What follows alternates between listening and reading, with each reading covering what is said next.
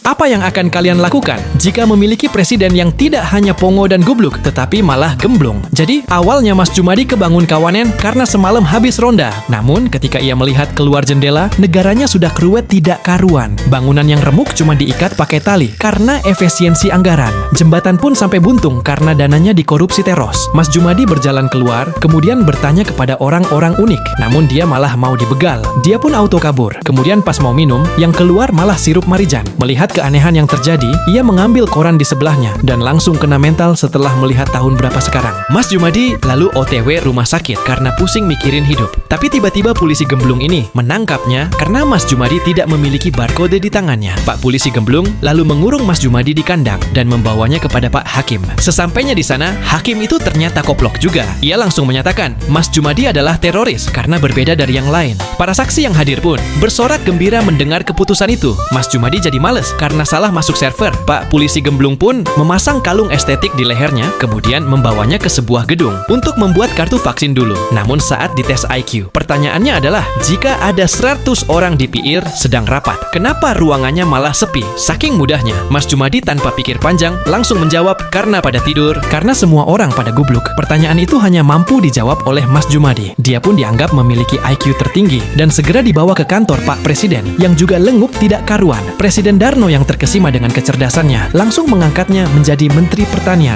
untuk menyelesaikan masalah gagal panen. Daripada bongko di penjara, dia pun menerima jabatan tersebut dan berencana memperbaiki sistem yang bobrok dan ruwet. Mas Jumadi pun langsung OTW buat sidak lahan pertanian. Namun ternyata ketika alat penyiram menyala yang keluar, malah sirup Marijan lagi. Wong senegara itu percaya bahwa sirup Marijan adalah cairan paling bersih dan air cuma buat toilet. Hal tersebut membuat tanah rusak dan tanaman tidak bisa tumbuh. Mas Jumadi pun ngide menanyai tanduran itu ingin minum air atau sirup. Ternyata presiden pun sangat mudah diapusi, sehingga dia memerintahkan untuk menyiram tanah dengan air. Namun, besok paginya rumahnya disatroni sama ribuan karyawan sirup Marijan yang di PHK karena penjualannya menurun. Bahkan Pak Presiden Darno yang kucluk parah mengirimnya ke arena tarung karena tanaman itu tidak tumbuh. Mas Jumadi jadi kena mental karena harus menghadapi 2 mobil monster. Namun, tiba-tiba layar besar menampilkan gambar tanaman yang mulai tumbuh. Semua orang terkejut. Pak Presiden Darno pun jadi nggak enak hati dan langsung mundur dari jabatannya, kemudian mengangkat Mas Jumadi menjadi presiden yang baru. Judul filmnya Idiocrazy.